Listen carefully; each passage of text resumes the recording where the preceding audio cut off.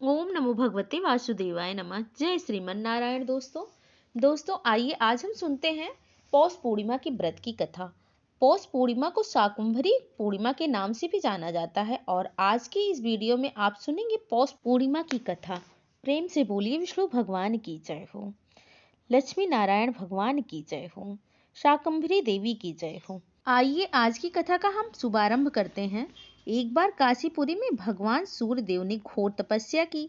उस तीर्थ में तपस्या करते हुए मखादो नामक सूर्य की किरणों से बहुत सारा पसीना निकला। महाश्वेता की धारा से प्रसिद्ध पुण्य में नदी बन गई। उसके बाद यह धूत पापा नदी से मिल गई और धूत पापा से मिली फिर नदी में स्नान मात्र करने से महान पाप रूपी घोर अंधकार का भी नाश हो गया। इसके पश्चात दिलीप नंदन भागीरथ गंगा यमुना और सरस्वती के साथ वहां आए। इस प्रकार कहा जाता है कि उस तीर्थ में 5 नदियां किरणा धुत पापा पुंड सलीला सरस्वती गंगा और यमुना यह पांचों मिल जाती हैं और इसीलिए यह त्रिभुवन प्रसिद्ध तीर्थ पंचनंद यानी कि पंचगंगा के नाम से प्रसिद्ध हुआ। इसमें स्नान करने वाले मनुष्य पंच भौतिक शरीर धारण नहीं करते। 5 नदियों का यह संगम समस्त पाप राशि को नष्ट कर देता है। इसमें स्नान मात्र करने से मनुष्य का कल्याण होता है और यह ब्रह्मांड में प्रवेश करके बैकुंठ में गमन करता है। काशी के चारों ओर अनेक बड़े बड़े तीर्थ हैं, लेकिन पंचनद तीर्थ का 1 करोड़ अंश भी है। पंचनद तीर्थ में स्नान करके पितरों का तर्पण करके बिंदु माधव की पूजा करनी चाहिए। इससे मनुष्य दोबारा इस संसार में जन्म नहीं लेता। जिन्होंने नदी तीर्थ में श्राद्ध किया है उनके पूर्वज भले ही किसी भी योनि में हो फिर भी वे मुक्त हो जाते हैं। स्वच्छ कपड़े से छानकर पंचगंगा के पवित्र जल से जो भी व्यक्ति अपने इष्ट देव का अभिषेक करता है वह महान फलों की प्राप्ति करता है। संतों को महान सुख प्रदान करने वाला यह पंच नदी तीर्थ जल का अभिषेक जितना प्रिय है उतना तो स्वर्ग के राज्य में यदि उनका अभिषेक किया जाए तो भी प्रिय नहीं होता। सतयुग में इस तीर्थ का नाम धर्म नद था, त्रेता में धुत पाप, द्वापर में इसे बिंदु तीर्थ और कलयुग में इसे पंच नदी के नाम से जाना जाता है। पंचनद तीर्थ के विषय में भगवान लक्ष्मीपति के संपूर्ण वृतांत सुनाने के लिए अपने वाहन गरुड़ को भगवान शिव के पास भेजा और वहां पर एक दुर्बल शरीर वाले तपस्वी को देखा। उस तपस्वी ऋषि ने आकर भगवान के दर्शन किए। भगवान लक्ष्मीपति गले में माला पहने हुए सुशोभित थे।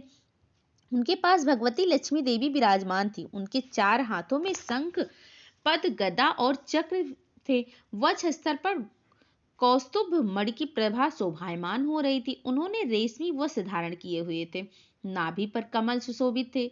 उपनिषदों में जिस स्वरूप का वर्णन किया गया है उसे वेद भी नहीं जानते, ब्रह्मा आदि देवता भी नहीं समझ पाते। उस तपस्वी ऋषि ने भगवान विष्णु के उसी स्वरूप को अपनी आंखों से प्रत्यक्ष देखा और हर्ष पूर्वक पृथ्वी पर शीश झुकाकर उन्हें प्रणाम किया। और उन महर्षि का नाम था अग्निबिंदु। महान तपस्वी अग्निबिंदु ने मस्तक के पास दोनों हाथ जोड़कर भगवान विष्णु की स्तुति की।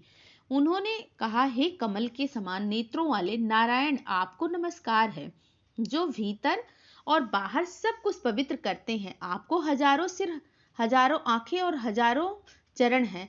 आप अंतर्यामी हैं। आपके चरण भी सभी प्रकार के विवादों से समाधान करने वाले हैं।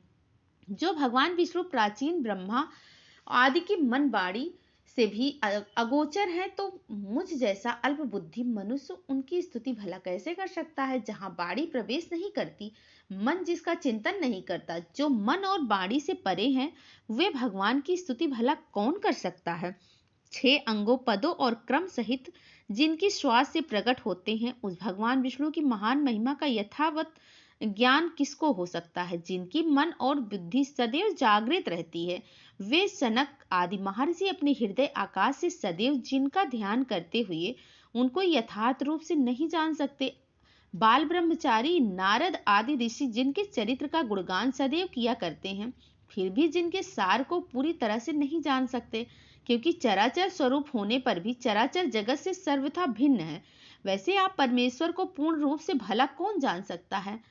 त्रिविक्रम आपकी कांति मेघमाला के समान सुंदर और श्याम है। आपका श्री अंग बिजली के समान प्रकाशमान है और पीतांबर से आवृत है।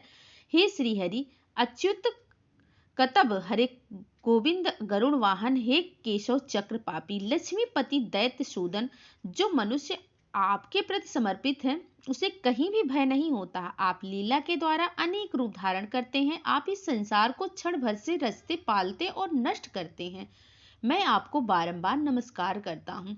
इस प्रकार भगवान विष्णु की स्तुति करने के बाद महातपस्वी अग्निबिंदु चुप हो गए और तब वरदाता भगवान विष्णु ने कहा, हे अग्निबिंदु, मैं आपसे बहुत प्रसन्न हूँ, वर मांगिए। तब अग्निबिंदु ने कहा, भगवान, यदि आप मुझ पर प्रसन्न हैं तो मैं आपसे प्रार्थना करता हूँ कि आप सर्वव्यापक होते हुए भी सभी प्राणियों, विशेषता मुमुक्षु के लाभ के लिए यहाँ पंच नदी तीर्थ में निवास कीजिए।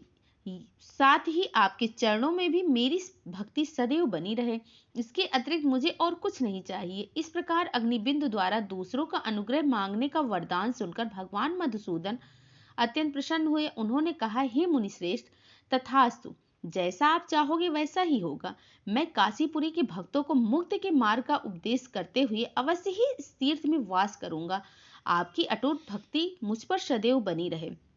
जब तक यह काशीपुरी यहाँ विद्यमान है तब तक मैं यहाँ रहूंगा। भगवान विष्णु का यह वचन सुनकर महामुनि अग्नि बिंदु पुनः कहने लगे, हे माधव, इस कल्याणमयी में मेरे नाम से स्थित होकर सभी प्राणियों, भक्तों और भक्तों को शाश्वत मुक्ति प्रदान कीजिए।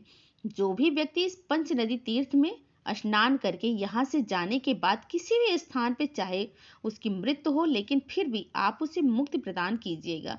तब भगवान विष्णु ने मुस्कुराते हुए कहा, हे मुनि, आपने जो वरदान मांगा है वह अवश्य पूरा होगा। आपके नाम के आधे हिस्से के साथ मेरा और लक्ष्मी जी का नाम प्रसिद्ध होगा, यानी कि बिंदु माधव के नाम से तीनों लोकों में मेरी ख्याति होगी। मेरा यह नाम काशी में महान पापों का नाश करने वाला होगा। पुण्यात्मा पुरुष इस पवित्र पंच नदी कुंड में सदैव मेरी पूजा करेंगे। जिनके हृदय में सदैव मुझ पंच नद तीर्थवासी बिंदु माधव का निवास है, उसके पास सदैव धन स्वरूपा लक्ष्मी देवी और मोक्ष लक्ष्मी भी वास करेंगी।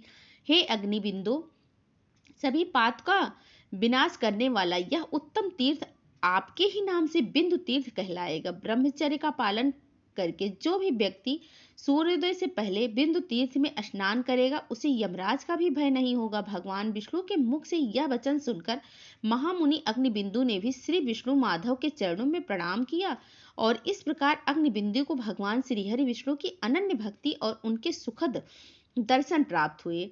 यह थी आज की हमारी पौष मास पूर्णिमा व्रत की कथा। प्रेम से बोलिए विष्णु भगवान की जय हो, माता लक्ष्मी की जय हो। जय श्री कृष्णा, राधे राधे, हर हर महादेव। ओम नमो भगवते वासुदेवाय नमः। जय श्रीमन नारायण। धन्यवाद।